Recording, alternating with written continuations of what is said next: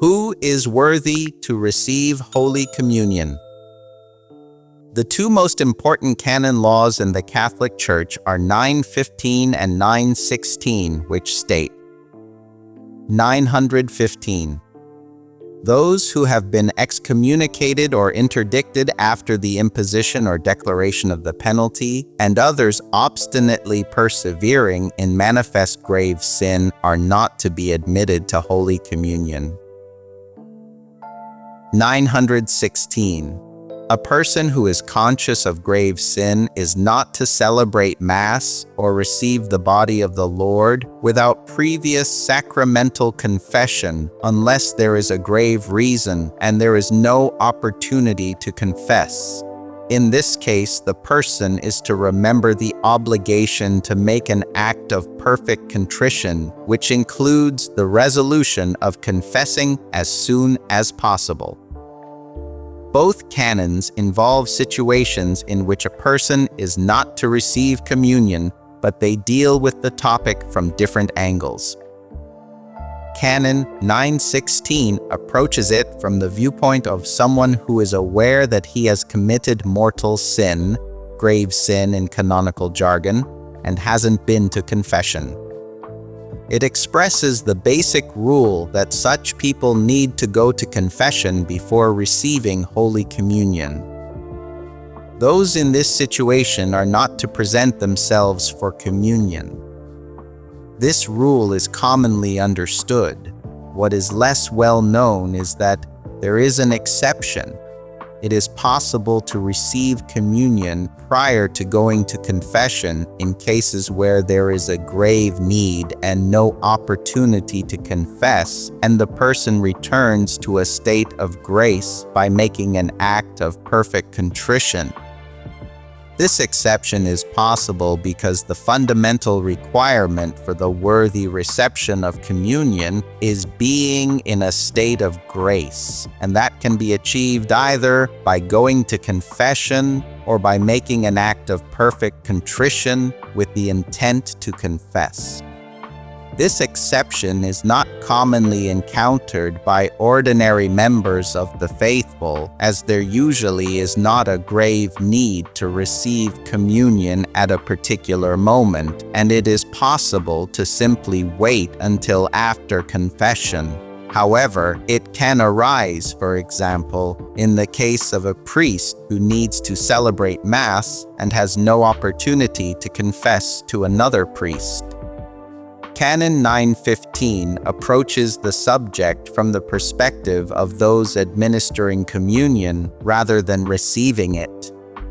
It identifies several classes of people who are not to be admitted to communion, meaning that it is to be withheld from them even if they present themselves to receive. The first two classes of people are those who have been excommunicated or interdicted. These penalties follow from committing particularly grave canonical crimes. Even in these cases, the penalties must be imposed or declared before the person is to be denied communion. Canonically speaking, if someone incurs automatic excommunication, he will not be denied communion until the excommunication is declared by the competent authority, though, of course, he still should not present himself for communion per Canon 916. Notice that this canon distinguishes between excommunication and denial of communion. Despite what you might think from the word excommunication, not everyone who is to be denied communion is excommunicated. Excommunication is a penalty that involves more than just being denied communion. Its effects are spelled out in Canon 1331.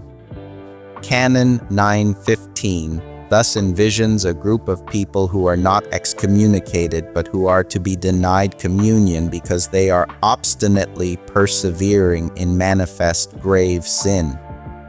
It requires careful consideration for church authorities to assess that a person is in such a situation. Canon 912 provides that Any baptized person not prohibited by law can and must be admitted to Holy Communion. Furthermore, the Code of Canon Law provides that laws which establish a penalty, restrict the free exercise of rights, or contain an exception from the law are subject to strict interpretation. These canons require that a high bar be met before a member of the faithful can be denied communion.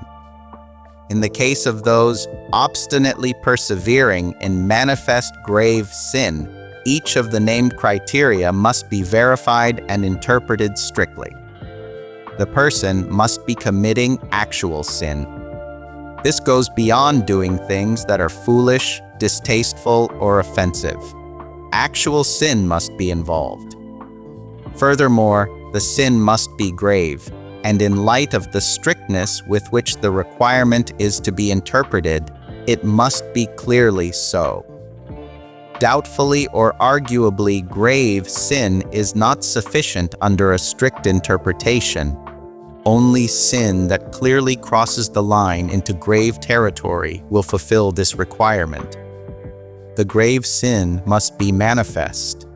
This is a term of art in canon law that refers to the sin being publicly known. If the sin is private or known by only a few people, it is not manifest. Under a strict interpretation, the grave sin must be known by a significant portion of the community.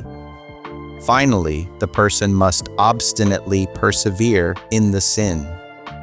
Under the strict interpretation that canon law requires, this condition is not fulfilled unless ecclesiastical authorities have made a serious effort to warn the person and given him a suitable time to repent. It is only when he continues to persist in the sin despite the warnings that he is judged to be obstinately persevering in it. God bless you.